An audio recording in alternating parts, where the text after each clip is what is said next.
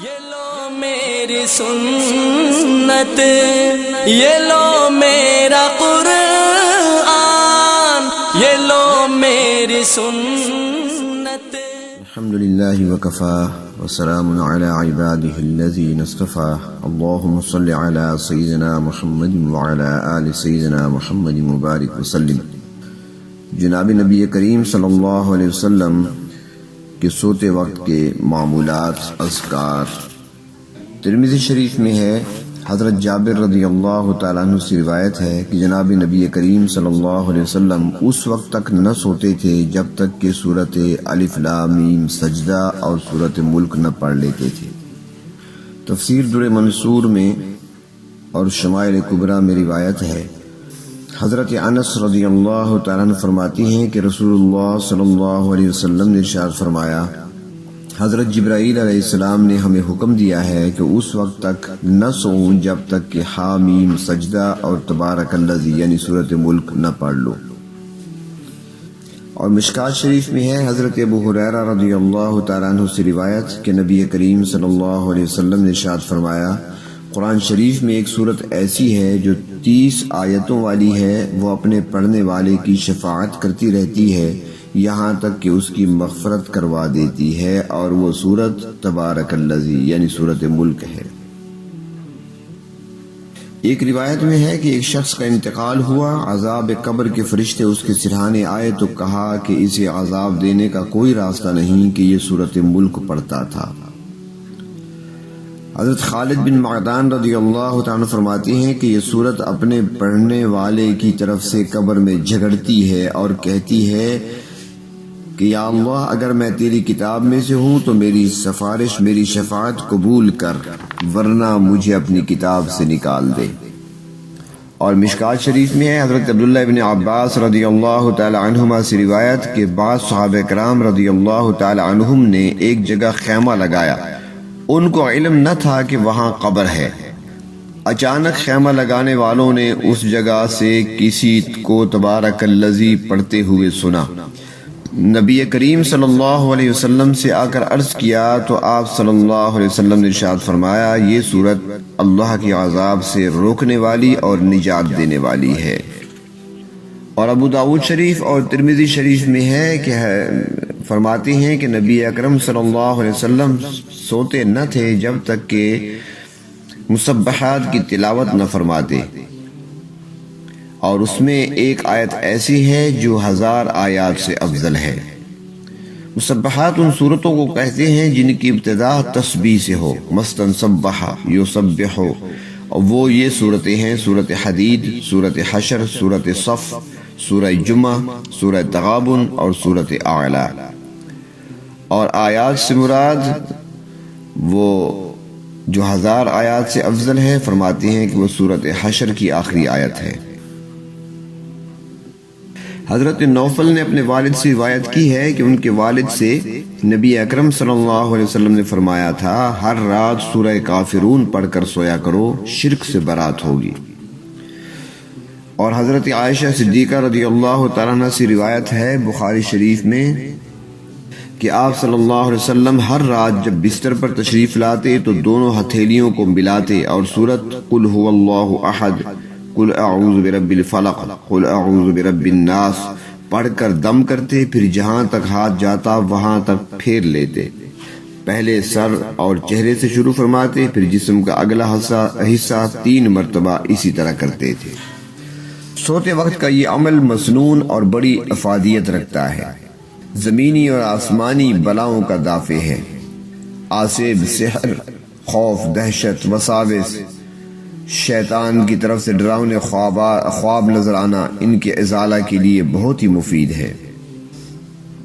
اور حضرت حسن فرماتے ہیں کہ رسول اللہ صلی اللہ علیہ وسلم نے ارشاد فرمایا، حضرت جبرائیل علیہ السلام تشریف لائے اور کہہ رہے تھے کہ ایک خبیث جن آپ صلی اللہ علیہ وسلم کے ایذاء کے لیے پھیر میں ہے، جب آپ صلی اللہ علیہ وسلم بستر پر تشریف لائیں تو آیت الکرسی پڑھ لیں۔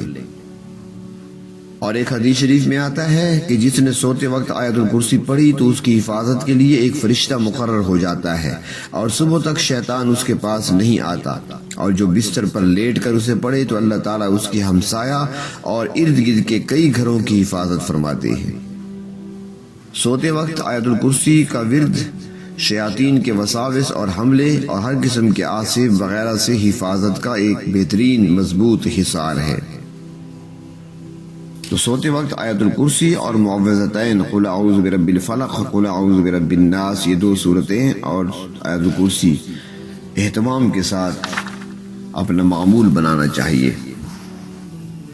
حضرت انس رضی اللہ تعالیٰ عنہ سے روایت ہے کہ آپ صلی اللہ علیہ وسلم نے ارشاد فرمایا، جو شخص رات کو 40 آیتوں کی تلاوت کرے گا وہ غافلین میں نہ لکھا جائے گا، اور جو 100 آیتوں کو پڑھے گا وہ قانتین یعنی عبادت گزاروں میں اس کا نام لکھا جائے گا۔ اور ایک اور حدیث شریف میں ہے، حضرت انس بن مالک رضی اللہ تعالیٰ عنہ سے روایت فرماتی ہیں کہ جناب نبی اکرم صلی اللہ علیہ وسلم نے ایک شخص کو وصیت فرمائی کہ جب وہ بستر پر جائے تو سورۃ حشر کی آخری آیتیں پڑھے، اگر موت آئے گی تو شہید ہوگا، یا آپ صلی اللہ علیہ وسلم نے ارشاد فرمایا اہل جنت میں سے ہوگا۔ اور ایک روایت میں آتا ہے کہ حضرت عبداللہ فرماتے ہیں کہ جو سورۃ بقرہ کی 10 آیتیں پڑھے گا 3 دن تک اس کے گھر میں شیطان داخل نہ ہوگا، اور وہ 10 آیتیں سورۃ بقرہ کی یہ ہیں آیت الکرسی اور اس کے بعد کی 2 آیتیں اور آخر کی 3 آیتیں اور شروع کی 5 آیتیں۔ حضرت علی رضی اللہ تعالیٰ عنہ سے منقول ہے کہ میں کسی عقل مند کے متعلق یہ گمان نہیں کرتا کہ وہ سورۃ بقرہ کی آخری 3 آیتوں کے پڑھے بغیر سو جائے۔ سورۃ بقرہ کی آخری 3 آیتیں آمن الرسول سے آخر سورت تک ہیں اور ان کے بڑے فضائل اور فوائد ہیں۔ ذکر کرتے ہوئے سو جانا یہ سنت ہے۔ جناب نبی کریم صلی اللہ علیہ وسلم کی عادت مبارکہ تھی کہ ذکر کرتے رہتے تھے یہاں تک کہ نیند آ جاتی تھی، چنانچہ آپ صلی اللہ علیہ وسلم دائیں کروٹ ہو کر ذکر میں مشغول رہتے یہاں تک کہ آپ کو نیند آ جاتی۔ تو سنت یہ ہے کہ انسان ذکر کرتا رہے نیند آ جانے تک، تو اس سے رات بھر ذکر و عبادت کا ثواب ملتا ہے۔ حضرت ابو ہریرہ رضی اللہ تعالیٰ عنہ سے روایت ہے کہ جناب نبی کریم صلی اللہ علیہ وسلم نے ارشاد فرمایا، جو اپنے بستر پر سونے کے لیے آئے اور یہ دعا پڑھے تو اس کے گناہ معاف ہو جائیں گے اگرچہ سمندر کی جھاگ کے برابر ہوں۔ لا الہ الا اللہ وحدہ لا شریک لہ، لہ الملک ولہ الحمد وہو علی کل شیء قدیر، لا حول ولا قوة الا باللہ، سبحان اللہ والحمد للہ ولا الہ الا اللہ واللہ اکبر۔ تو پھر کس قدر افسوس کی بات ہوگی کہ خدا کا بندہ، اس کا غلام اس سے غافل ہو کر سو جائے، بلکہ بندگی کا حق ہے۔ دین اور دنیا کی بھلائی اسی میں ہے کہ اذکار مسنونہ پڑھتے ہوئے نیند آئے، اللہ کی یاد پر بندہ سو جائے۔ اور جو کوئی ٹی وی پروگرام دیکھتا دیکھتا سوئے گا، گانے سنتے سنتے سوئے گا، ساری رات اس کی گناہ کے اندر لکھی جائے گی، اور جب ذکر کرتے کرتے سوئے گا ساری رات اس کی عبادت میں لکھی جائے گی۔ روایات میں آتا ہے، حضرت جابر رضی اللہ تعالیٰ عنہ فرماتی ہیں کہ رسول اللہ صلی اللہ علیہ وسلم نے ارشاد فرمایا، جو کوئی بندہ گھر میں داخل ہوتا اور بستر کی طرف جاتا ہے تو فرشتہ اور شیطان دونوں اس کی طرف لپکتے ہیں۔ شیطان کہتا ہے کہ اس کا اختتام شر پر ہوگا، فرشتہ کہتا ہے اس کا اختتام نیکی پر ہوگا۔ بس اگر وہ اللہ کا ذکر کرتا ہے، اس کی حمد و ثنا بیان کرتا ہے تو فرشتہ شیطان کو بھگا دیتا ہے اور فرشتہ اس کی نگہبانی کرتا ہے۔ اسی طرح جب وہ نیند سے بیدار ہوتا ہے تو شیطان اور فرشتہ دونوں اس کی طرف تیزی سے لپکتے ہیں۔ شیطان کہتا ہے کہ شر کے ساتھ بیدار ہوا، فرشتہ کہتا ہے بھلائی کے ساتھ یہ بیدار ہوا۔